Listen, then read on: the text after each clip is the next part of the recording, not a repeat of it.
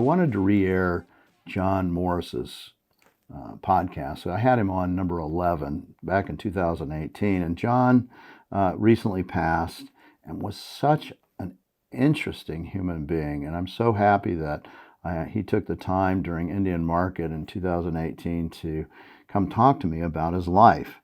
John was a guy who was intimately involved in the Woodstock 1969 show. He booked all the people. He worked with all the acts. He was. If you look at the Woodstock movie, you'll see John, getting up there saying, "This is now a free event," and those kind of things. He was a unique man who had multi-interests and never took himself too seriously. And he could have, because he had all these interesting people like Janis Joplin and Jim Morrison. He worked for Paul McCartney. All these individuals worked with the Rolling Stones. All of these he knew. Yet I knew him for 15 years before he even discussed the Woodstock. And the only reason he did is I saw the movie and I saw him on the TV. But his real gift to our culture in the Native American world was that he loved Native American material and tribal art. And he, along with Kim Martindale, promoted shows. They promoted different shows that were the objects of art shows, both in San Francisco as well as in Santa Fe. And John did one in Seattle as well. So, it's sad when you lose somebody of his magnitude, but I wanted to replay his podcast so we could all bask in the wonderful beauty of John Morris. Well, now this is going to be a fun one for me. John Morris, I actually got you where I want you in my podcast. Right. How long have I known you, John? Oh, it's got to be 40 years, or 30 or 40. 30 at least, for sure. I think we met in Phoenix at the Doug Allard auction. Yeah, I think that's right. Right. We both looked a little younger and a little less gray. A little bit, yeah. Now, tell me just a little bit of background on you, because for people who don't know, I'm going to dig a little deep into you, but some of the things that you've done in your life are pretty crazy. In fact, let me just find out, where'd you grow up, John? I was born in New York City. I grew up all over the country because my father got called in the Army. So I did 6th grade in Alabama, North Carolina, and Texas. Wow. And I can't declinate a sentence, but I can tell you the 5 Indian tribes of Alabama, which is Choctaw, Chickasaw, Cherokee, and Creek. So you were interested in Native American stuff even as a kid? No, that's just I happen to remember that. No, I didn't get interested in Native American things until I was a Boy Scout, 16, 18, something like that. And what year would have that been? Oh, God, I have no idea. Okay, well, let me put it to you this way. How old were you? What year did you graduate high school? I think in 58. 58, okay. Yeah. So you're about a generation before us. Oh, yes, yeah. And so you grew up in New York, but you had to travel all over because your dad was in the military. Yeah. And did you avoid the military as well? I actually was lucky. I was declared 1Y because I had migraine headaches, and the psychiatrist at the draft board said, "What does your father do?" And I said, "Well, he was the vice president of an ad agency until 6 months ago. And now he's a full colonel at Fort Bragg, North Carolina." Uh-huh. And the guy said, "Well, what do you think your father would say about you going in the Army?" And I said, "I think my father would say one of us at a time was enough." Yeah. He said, "I agree," and stamped me 1Y. Otherwise, you would have gone to NAM as well? I'd have gone to, yeah, my brother went to NAM. Yeah. So you grew up in all these different places because you're a military brat, basically. Yeah. And when you went out of high school, what did you do? I went to Carnegie Tech, which had a great drama school. I went there in 59 and stayed about a year, and then talked to the guy who ran the school, Ted Hoffman, and he said, "You're not really suited for being a student. If you want to be in the theater, go to New York. Here's the name of a guy who has a play running off Broadway." So he sent me to New York. And so you graduated from Carnegie? No, I only stayed at Carnegie for a year. And he said, "Go on, this is not your gig." If you want to do it, go be professional. So I wanted to be an actor, which I gave up. Yeah. But I started doing technical theater production stuff. Did you try the acting world, though, when you went to New York? I sang and danced in a show called Leave It to Jane, being dragged around by Lainie Kazan, with George Siegel playing banjo. I mean, about 30 times. Because I had no talent whatsoever, but I looked young. You looked young, so that was the most important thing. But you had wanted to be an actor. That really was what you wanted to do. That was what I was thinking. And when did you realize, okay, this is not going to work out as an actor? Were the people saying, hey, kid, you're good looking, but maybe you want to do something else? One of the first things I realized was every audition I went up to, there were probably 1,200, 1,500 guys who looked exactly like me, who were in their early 20s and looked preppy, and I was just too much competition. So I started doing production. Of plays? Yeah. And how many years did you do that, or how long? I did that about 3 or 4 years, and then I met the people from Beyond the Fringe, and I worked with them.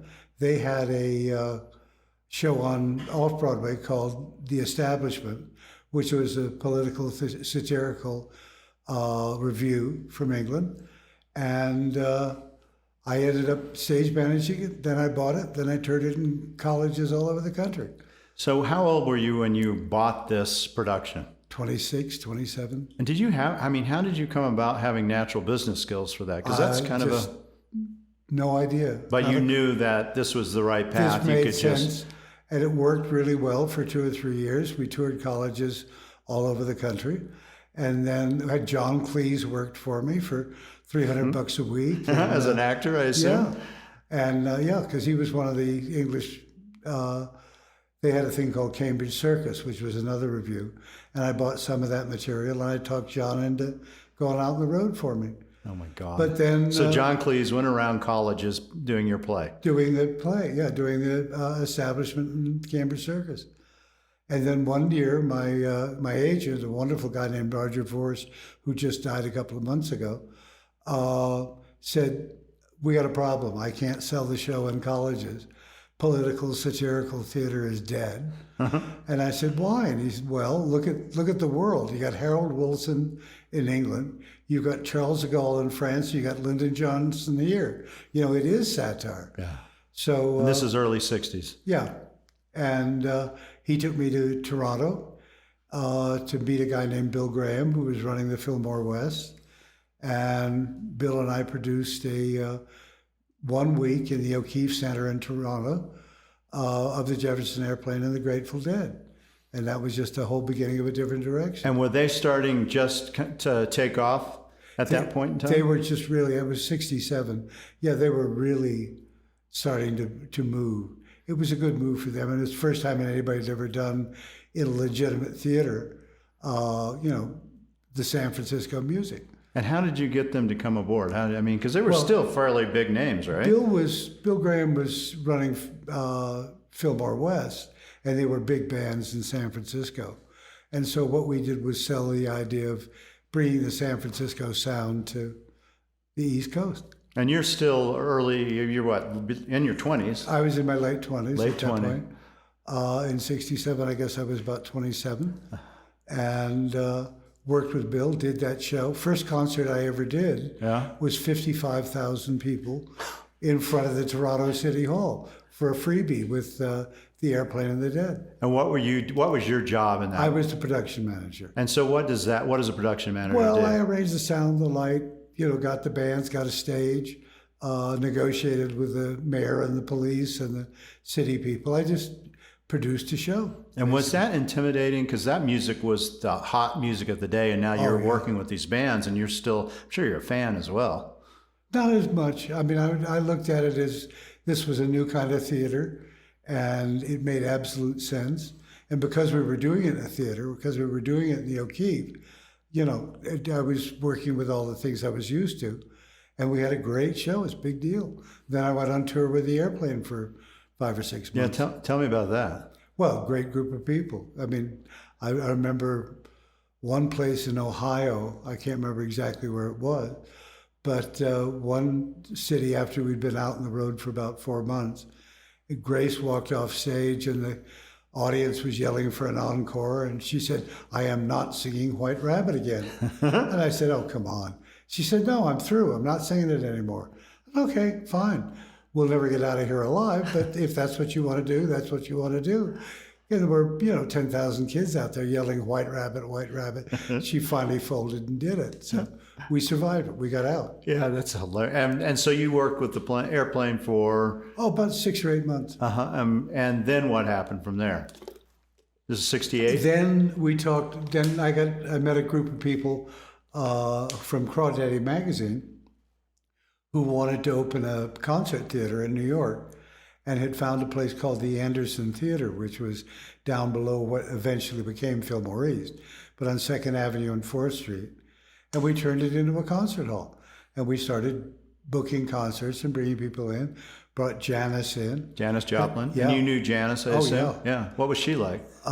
She was crazy as hell, but she was wonderful. Yeah. The show she played for us, the opening act was B.B. King. The first time B.B. had ever played downtown in front of young white audience. This is 68? 67, 68. Yeah. And we were trying to talk Bill Graham into coming into New York to do a Fillmore East. And we did this for about 4 or 5 months, and finally got Bill to come in and try and do it. And we talked him into it, and we got a theater up the street and opened the Fillmore East. And so you had Janis Joplin, B.B. King. Who else would have been? Oh, I think Blue Oyster Cult, who I hated. Yeah, that's... my wife will hate to hear that. She loves them. Maria Muldaur. Oh, yeah. The Incredible Sting Band, quite a few bands. I remember Peaches and Herb. We had 2 or 3 good black acts. And I remember going into the box office, and Herb of Peaches and Herb was in the box office. And I walked in the box office door, and he grabs his .45 and aims it at me because he's counting his share of the box office. So I learned, as things went along, you just dealt with it. That was all. And so, and the other people that were working with you at that time, who were they and how old were they? Well, most of them were I was about a year or 2 older, but there was a guy named Chris Langhart, who was the head of the New York University Theater Department, who became my technical director and worked with me for 20 years after that, and Joshua White, who had the Joshua Light Show. And they were involved in Toronto, and they were involved in the Fillmore East, and we all went to London together and did a concert hall in London called the Rainbow. We all worked on Woodstock together. So we were. And who was at the Rainbow? What bands? The Rainbow. We opened with the Who. I had Mountain. My favorite Rainbow story is it's sort of a name drop, but in my office, which was upstairs, my desk was a big sheet of plywood, 4x8 sheet of plywood, and Keith Moon from the Who was up there one night. Drinking a bottle of scotch, and we were talking, and we had Leon Russell playing on stage, and Mooney all of a sudden said, "Listen, that's Eric," and it was Eric Clapton, and Clapton had been off the face of the earth for 2 years because that's when he would become a heroin addict for 2 years, and we went downstairs, down this circular staircase, and couldn't see Eric, but you could hear this guitar if you knew who it was. Yeah, very distinctive.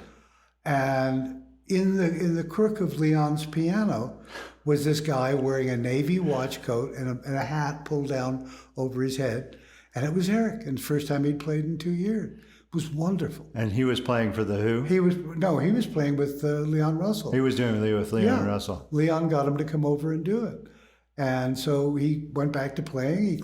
He cleaned up. And that was it, whole new career. He's one of my favorite musicians. So. He's a genius for sure. Oh, love him, yeah. And so you do that for about 5 months? The Rainbow, well, ran the Fillmore East for about a year. Then I took the Airplane and the Doors to Europe on a tour. What was that like to work with the Doors? Well, I had Jim Morrison die on stage on me once. Tell me about that. Well, we were in Amsterdam, and he found these people, and these people found him, and gave him a brick of hash the size of his fist, which of course he consumed. Morrison was not very good about being careful about what he did. And he was on stage in the middle of one of the songs and jumped up in the air, looked off the wings and said to Bill Siddons, his manager, and me, yelled at us, sort of, "This is where I do my famous leap." And he went up and he went down and he just turned into a puddle. And so we thought he was dead. And we had to stop the show, pull him up, take him to the hospital, have his stomach pumped. He was sick as hell for a day or two, but Morrison was great. He was great. So how did you continue the show? Did you just, that's it? The show's over? That's it. Well, the airplane were coming on afterwards, so the Doors cut their set short, and Ray and the rest of the band, Johnny and the rest of them finished the set without Morrison. And we took Morrison to the hospital, and his manager, Bill Siddons, went with him and reported back that Jim was in fact going to live so we could finish the tour. Now, he always used to wear this beautiful first phase concho belt around. Do you remember that? Yeah, a great one, yeah. And do you remember, at that time when he was doing it, did you have a clue what he had on, or it was just some Indian jewelry? Well, I knew what it was, but I didn't know how good it was. Actually, the other guy, Graham Edge, was the drummer for the Moody Blues, and he used to wear two conch belts like bandoliers over his shoulders, and he loved them, absolutely loved them. And that was kind of coming into vogue right at that time. And of course, those guys are help pushing it when you see them wearing, when you see Jim Morrison on stage, hip as can be with a first phase concho belt, and the Moody Blues guy has his on. And so did any of that resonate at that point in time that you Well, I was interested in Indian stuff. I collected, from the time I was a Boy Scout, when I was about 16 or 17, I had started collecting Indian material. I went to the crafts counselor at this camp I was in and said, I want to make a pair of moccasins. And he said, what kind? There are 500, and gave me a book. So I started reading more and more of the books and getting into it. And I would buy, when I had a little money, I'd buy a piece of material. Yeah. So Morrison, he recovers from this, and what other great stories would you like to share? Well, I got even with Morrison didn't play for us in the Fillmore East. He played out in Long Island. And he came in after the show, and I knew Jim pretty well, and we were talking, and he saw the lighting bridge that we had in the Fillmore East, and the way Chip Monk, who was the lighting designer, would get up to it was a bosun's chair. And Jim saw, the way you'd get up a mast. And Jim said, oh, my father was in the Navy. I know about bosun's chairs. Yeah. And he said, I know all about bosun's chairs. I've never ridden in one. And so we said, okay, you want to ride in one? So we put him in the bosun's chair and cranked him up and got him 60 feet in the air. And I yelled up at him, I'm getting even with you for not playing for us. Tied the thing off to a chair. We went next door and had breakfast. And we could hear him and ran there screaming, get me out of here, get me out of here. So we finally went and got him down. Yeah, and that was probably fairly even, though I'm not sure even then. No, it's not exact. Yeah, when you get a concert kind of crash and you've got to take somebody to the hospital, that's kind of a devastating moment, right? Well, that's a bit of a surprise. Yeah, a bit of a surprise, yeah. And so after you quit working with the Airplane and the Who, what did you do after that? I got approached to do Woodstock. Yeah, tell us about that. That's pretty amazing. In fact, it's funny, I knew you for probably 15 years before I even knew you were a part of Woodstock. I happened to be watching the movie, and I go, I know that guy. That's John Morrison. How? What? And then you told the story. Well, it wasn't a big thing, but I didn't make a big thing out of it. No, you never did. No. 15 years, I knew you, and I never knew a word of it. No, the Woodstock came about because the guys who came up with the idea of wanting to do it needed somebody who was a professional, who'd been in the business for a while. And that was me, and they came over.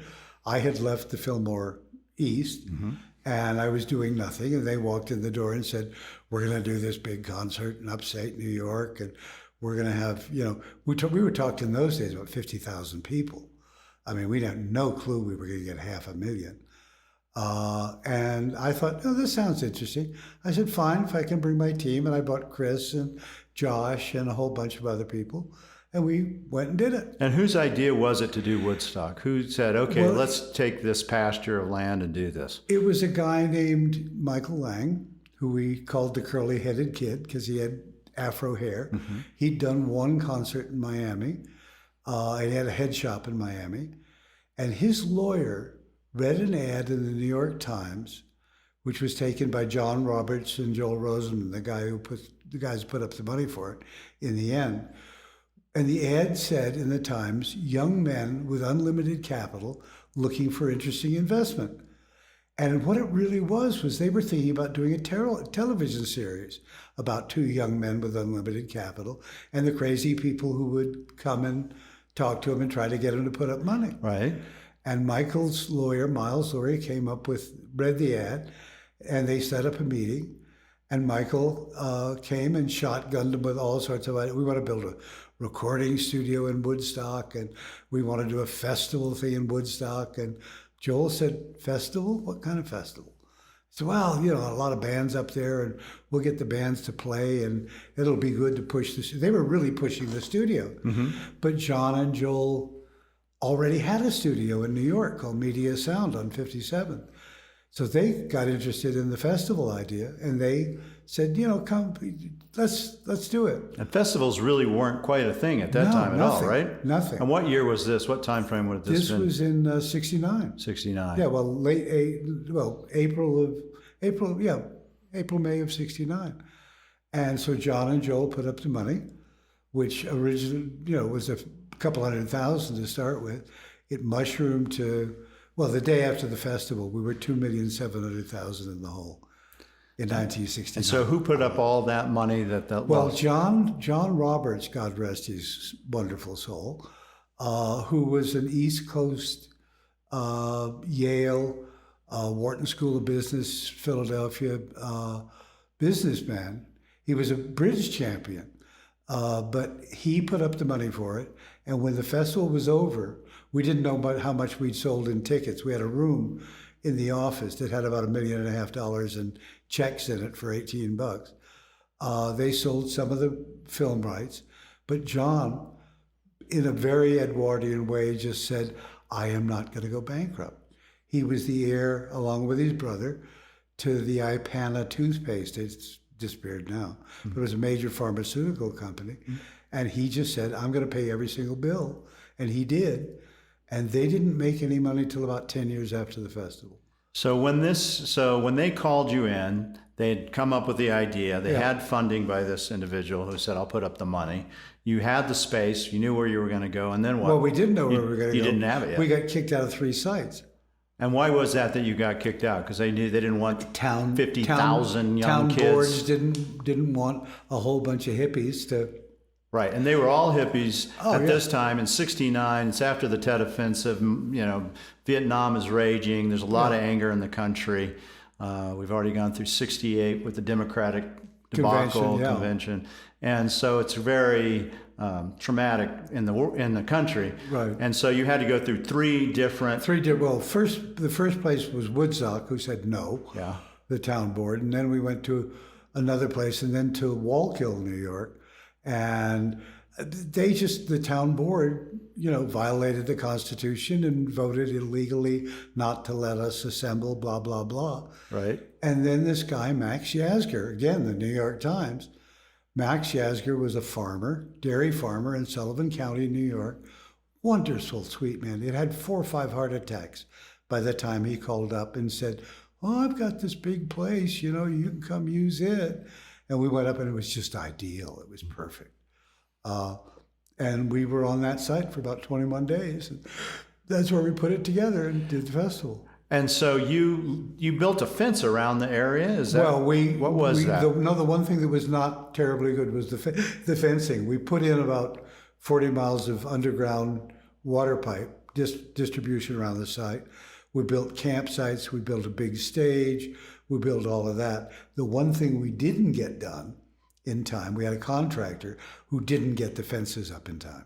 So the only way you could control, because when the people started coming, you would have people there trying to take tickets or money, and you just got overwhelmed. Yeah, that was overdone. And you were only expecting 50,000 at the most. 50,000 had been the number that the Beatles had drawn in Shea Stadium 2 years before. Monterey Pop, which was 3 years before, was 35,000 people in chairs over a 3-day period in Monterey. But that's where Jimmy played and Janis and the rest of them. And we didn't think, I had a bet with Mike Lang, that I would pay him $100 for every 1,000 people. We got over 75,000. Thank God he's never tried to collect it. So, but and who made all the arrangements for all those groups? Who decided the groups and who did that? Michael and I did most of the booking. I knew most of the agents, and I knew the people we had to talk to, and I knew what the price structure was. But I mean, for instance, Santana and Joe Cocker, we paid $2,500 to, because it was a big break for them, and it was the biggest payday they'd ever had. And of course, gigantic careers out of it. Oh, yeah. Hendrix got the most money of anybody. He got $35,000, but it was for two bands, for the Experience, and he had a group called the Band of Gypsies. And so he got 35 grand, but that was the biggest. And how many groups played? How many artists, do you remember? I think over 3 days, there must have been about 30 groups. And you had your hand in deciding all those. Oh, yeah, I'm afraid. And yeah, and you say I'm afraid because why? Because it was... Well, no, it was an amazing show. Jeff Beck didn't show up. Iron Butterfly, who I didn't like anyway, I didn't book them, but they sent a telegram that said, this is way before cell phones and any of that. They sent a telegram that said, we will arrive in LaGuardia Airport. You will send a helicopter. You will pick us up. You will fly us to the site. We will go on immediately. And the minute we're off, we'll fly back. And it was like, okay. So I figured out with a Western Union lady how to send him a telegram back that read down FUCKYOU, and so they never got there. That was the end of that. But that was first time Crosby, Stills and Nash had played together.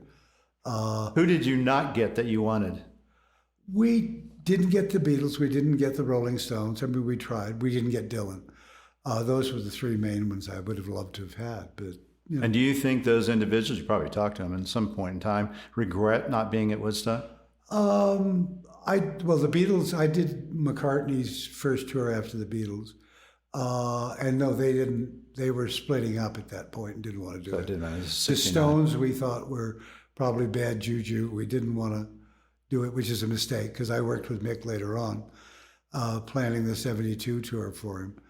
And Dylan just didn't want to do it. Here's Dylan. Dylan did what he wanted to do, does what he wants to do. So you get everything organized, ready to go in 21 days, basically, which was probably, that's an undertaking unto itself. Yeah. And you've got 30 groups coming. They're going to show up. And 300 people working in the field on building the field and the whole setup. And how many days were you planning on having the actual show? Well, 3, and that's what we had. We opened on, actually, I took my crew out to dinner on Thursday night, and we came back, and it took the back roads from Route 8 in White Lake, which is about 2 miles away.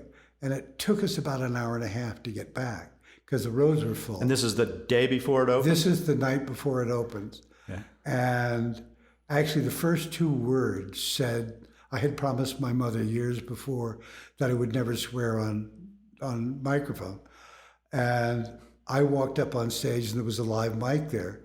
And I saw about 300,000-400,000 people where we were hoping to charge them to get in the next day. And I went, holy shit. And about 500,000 people laughed at me. So that's how, those were the first 2 words said at Woodstock. So you had 300,000 people who had not paid that were already there. And how did the word get out? Because I know it got out. I mean, we had no cell phone, we had no internet, we had no social media. Underground newspapers mainly, and word of mouth. We announced the festival about 6 months before, and there were no more underground newspapers. There was the East Village Other, there was the Avatar up in Boston, there were papers in Dallas and in Tucson, and that's where we put most of the advertising money. And it was just word.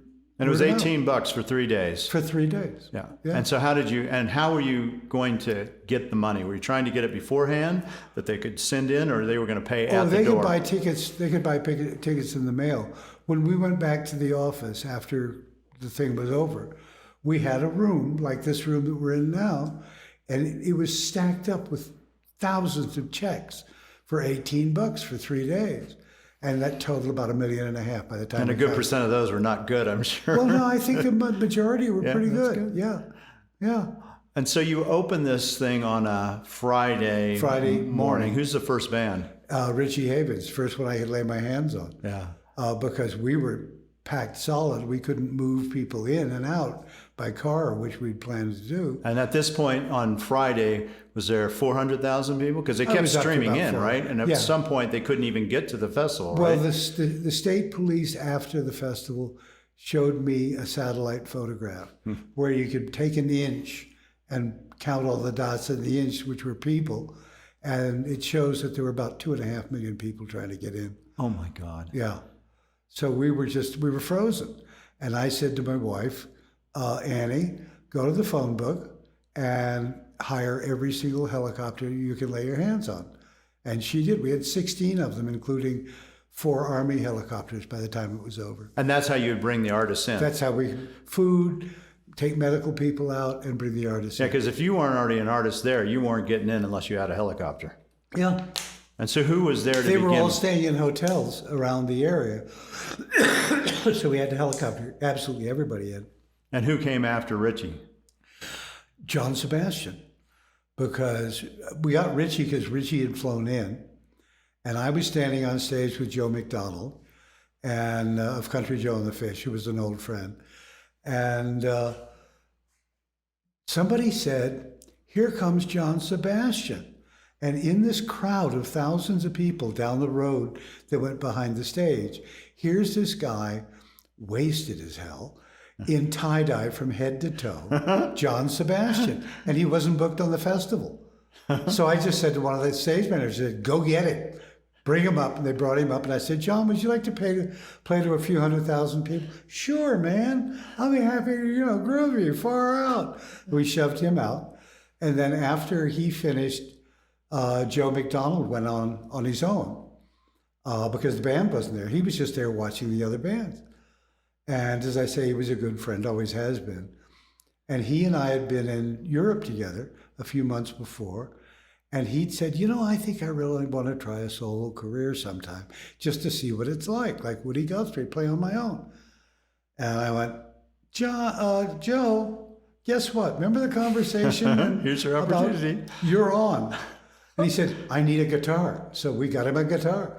And he said, "I need a capo to hold, on the neck of the guitar." I didn't know what the hell a capo was. I thought it was an eviscerated chicken. And so I said, I just yelled, "Somebody get me a capo." And we got a capo, and Joe went on. And he was the third act. And he's playing to 400,000 people maybe or Yeah. more? Oh, yeah. And did it change his trajectory as an artist? No. They came back and played the set as Country Joe and the Fish, and there's the fish here in the middle of it.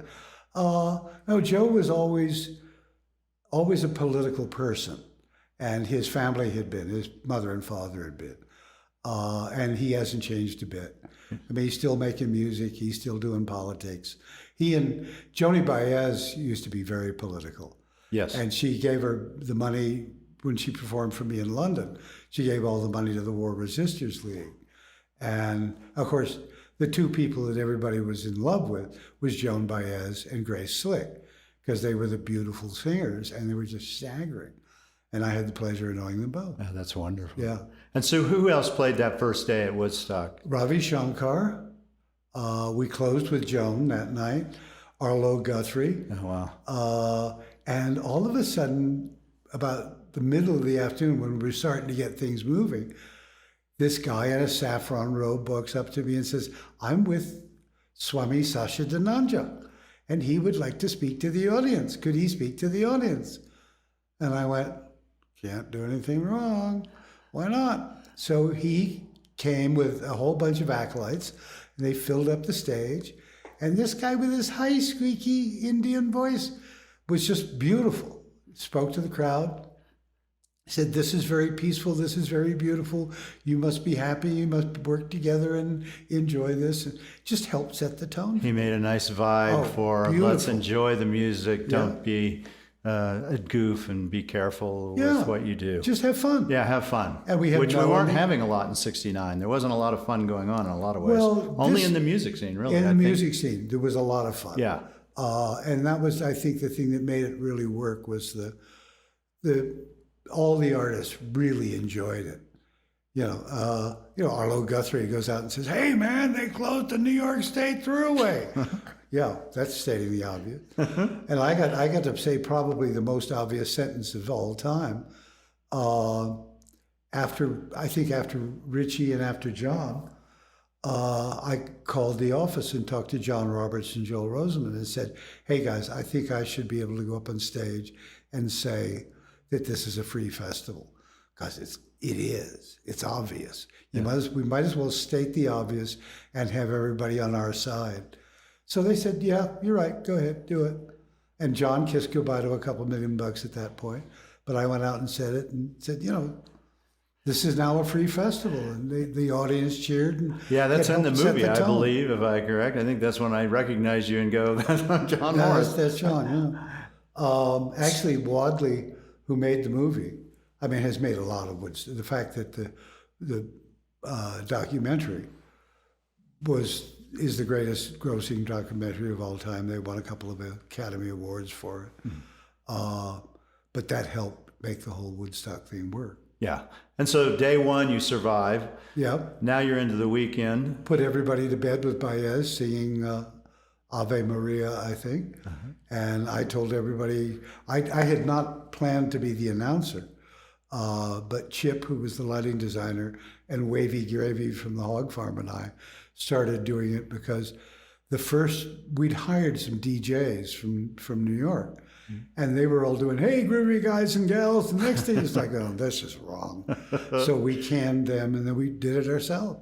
Yeah. Much better off. And so you probably got little to no sleep the first night. I don't think I got any sleep over the whole week, and not much. And so the next day, who starts the day two off? Do you remember? Oh, gosh, I don't remember. Probably Keith Hartley or Quill. We had some, and then, what was Bruce Glatman's band? Summer's Day or something like that. And who played on that second day? Do you remember? Well, Crosby, Stills and Nash played. The Airplane played. Country Joe and the Fish played the second day. The Grateful Dead played the second day and were terrible. Hated it. They were just off. They played a bad set. And you're bringing them in and out with the helicopter. One comes in, next one goes out. Right. And they're coming in from New York? They're coming in. They were staying in the area in Sullivan County. I see. Because there are lots of traditional old Jewish hotels. The Concord, Grossinger's, the rest of them. It's been a summer place for the Hasidic community for years and years. And so we just bring them in and get them on as soon as we could.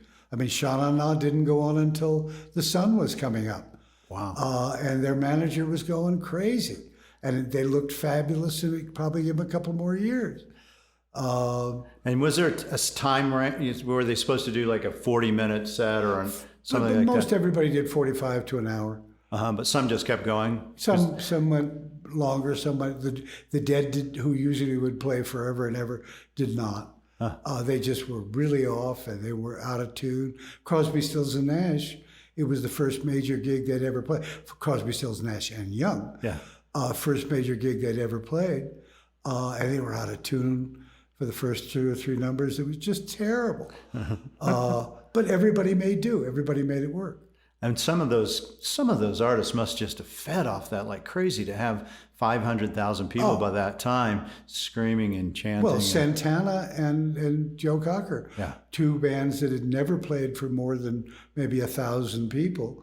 All of a sudden, they're playing to 500,000 people, and they whipped it. They were great, both of them. And when did the rain start? Well, it was drizzly. It started on Friday. It was drizzly on Friday, and then it started some more. It rained during the day on Saturday. And you had lightning and stuff in the area too, right? We had, actually on Sunday afternoon, we had a tornado go through. Oh my God. 40-mile-an-hour winds and a tornado right after Cocker played.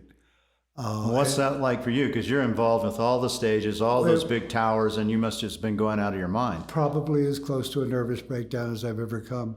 I was on stage with Mike Wadley with a camera pointing up at me. I had just been told that my wife had fallen and broken her ankle, that Joni Baez had had a miscarriage, that my dog was missing, and I've got a mic in my hand that's shocking me in the hand.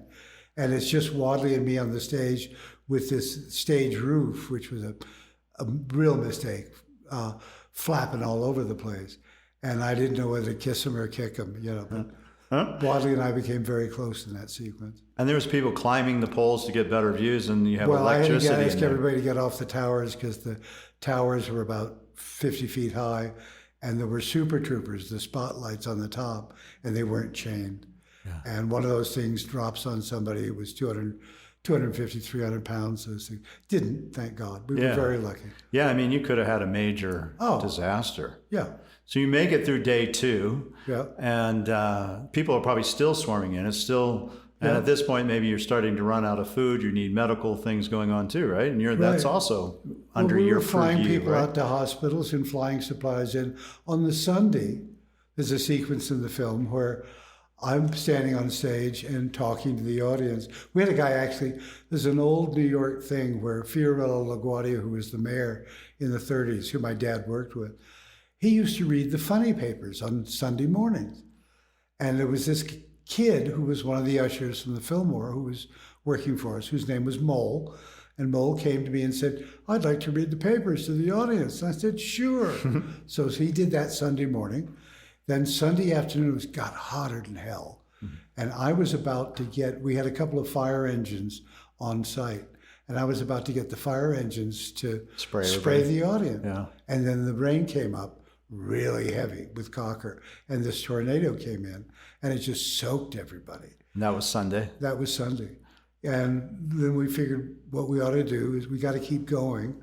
And we thought we'd go into the night, which is why we held Jimi Hendrix off, so that we didn't have, a whole bunch of people moving in the night, but they moved in the night anyway. I mean, Hendrix only played to maybe, a piddly little 30 or 50,000 people. And that was toward the very end? That was this Monday morning. The sun was up or coming up, and he started I had gone back to my trailer and to lie down because once I got him on stage, I thought, that's it, I'm done.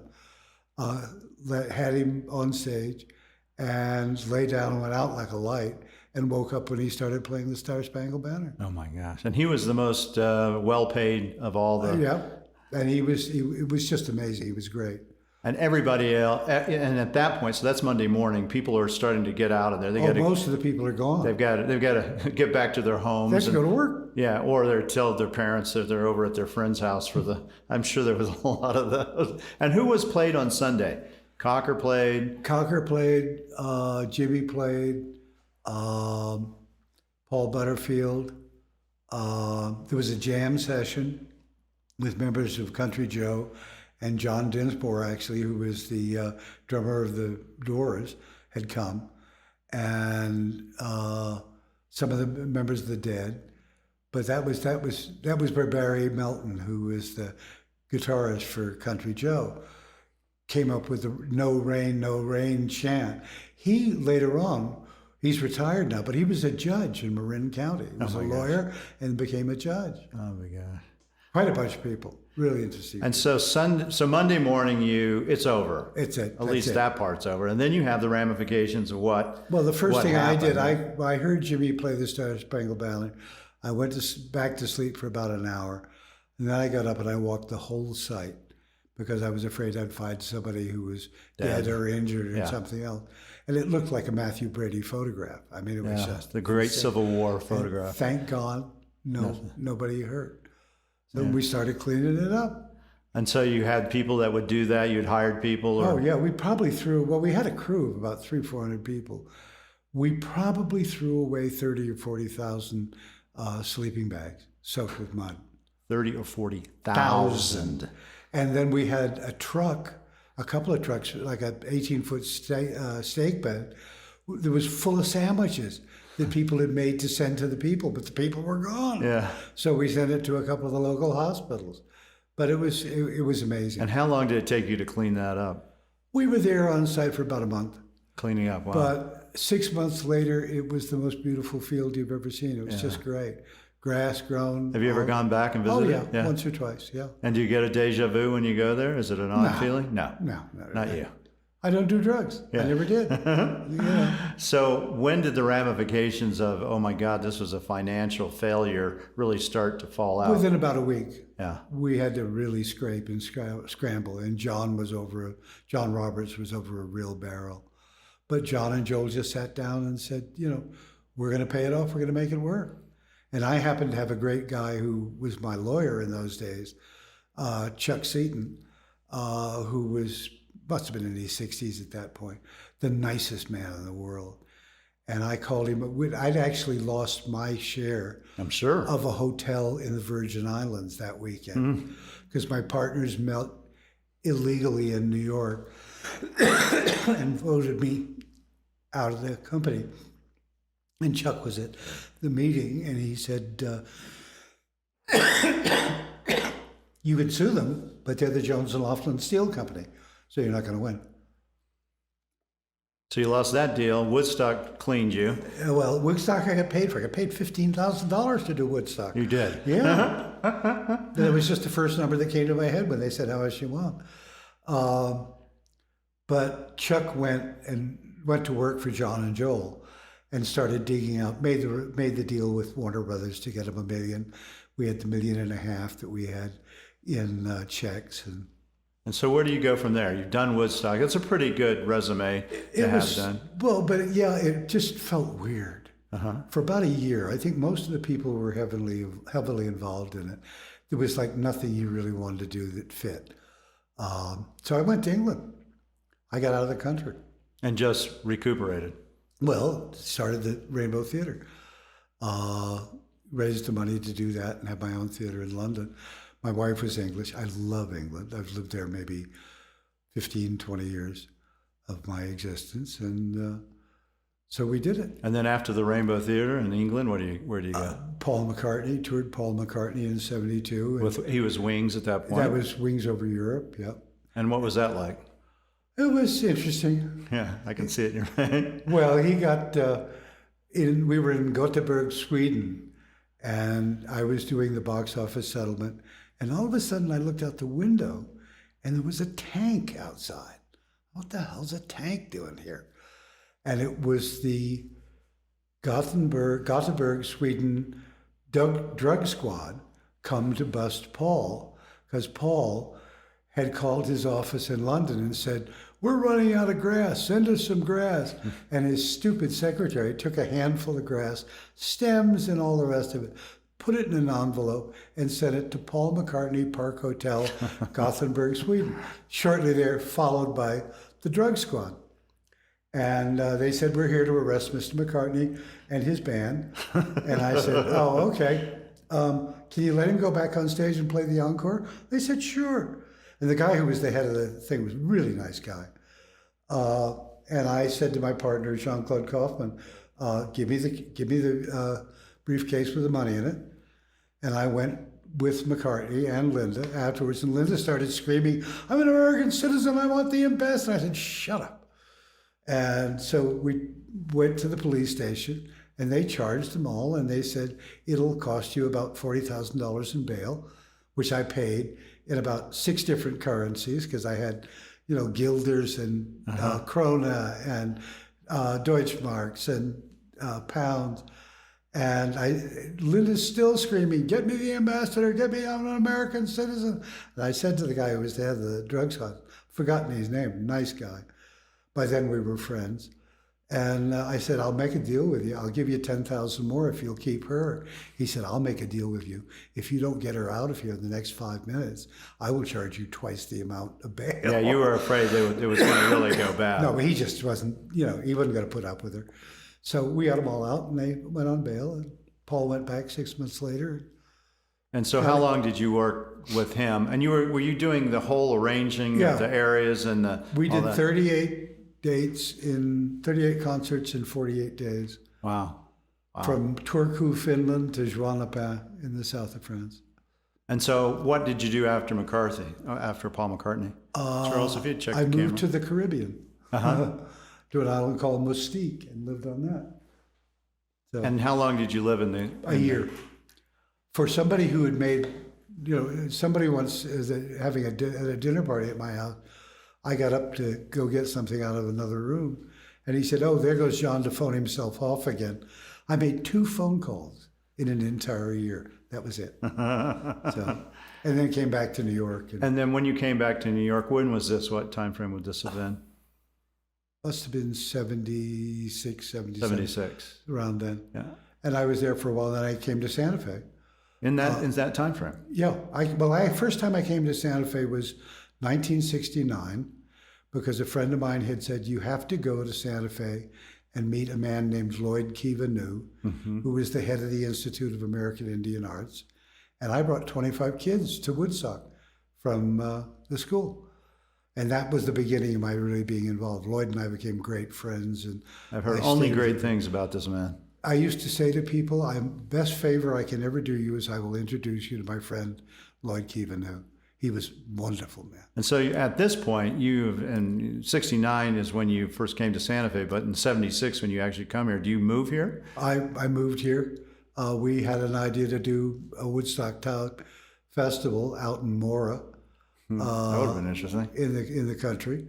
And we didn't do it. I finally woke up to the fact that I didn't want to be in the music business anymore. And so at that point you said, okay, I'm doing something else? Yeah. And what did you do? I started doing Kim Martindale's Indian show. Is that when it started? Yeah. Really? I didn't realize it was that early. He was in the early 70s. Kim's done this for 35 years. Yeah. It's even longer than that. Yeah. Yeah. I mean, he's a mere tad child. Yeah, he was. And I just started doing the shows. I had one partner was Bruce Van Landingham, who just died, which is a shame. Yeah, I heard and the that. other was Dale Heineman, who's not dead, but he's now the trout fishing real estate man for the state of New Mexico. And I decided I hated being in a booth. I liked the material, but I hated being in the booth. I didn't like to sell. And I looked around and thought, you've been producing events all of your life.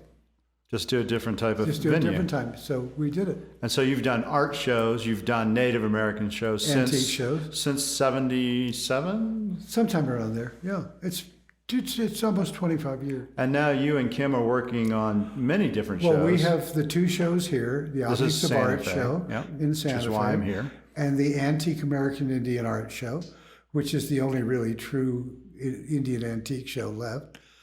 And we do a show in San Francisco in February called the San Francisco Tribal and Textile Art Show, which I'm having great fun with. Yeah, that's a Lots great of venue. dealers with African material and New Guinea material and in Fort Mason in San Francisco. I love it.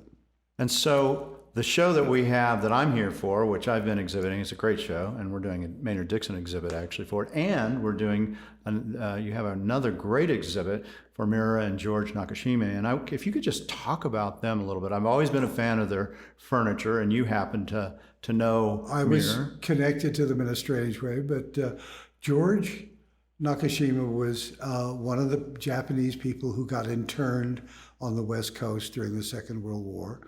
He had an architecture degree from MIT. He had done architectural work in India and a couple of other places. And after he got out of there, a friend of his in New Hope, Pennsylvania said, I've got this land and you can have it. And I think you should do some of the woodworking that you were doing when you were in the internment camp. And he turns out to be, he's the leader of the American crafts movement in furniture and using big flat logs and the very organic imagery. Very organic. Yeah. One of the books George wrote is called Soul of a Tree. And Mira was his only daughter. And I don't think she ever stood a chance, but she just became an apprentice to her father, became an architect designer herself. And George was honored by the state of Pennsylvania about 15, 20 years ago as a living treasure in the state of Pennsylvania, crafts artist person. And Mira is accepting exactly the same award 20 years later on the night before the show opens. Yeah, so just in a couple of days. Yeah. And how did you meet George? I met George because two good friends of mine who had restaurants in New York that I helped them with at one point. I worked for them. Abe and Alain de la Houssaye. He's a Cajun chef. He had a restaurant called La Louisiana on Lexington. And then I helped him get another restaurant called Texarkana. And I became the Major D for a while, but I didn't know what I was doing for a bit. And what years would this have been that you I started don't this? remember. 90s? Some 80s? 80s. And yeah, because I was between here and there a lot. And Alin was George Nagashima's cousin. And so I met George and I met Mira, and both their daughters, who I'm the godfather to, were married down in New Hope at the where the workshop is. Mm-hmm. And when George died in the 90s, Mira kept on going with the business.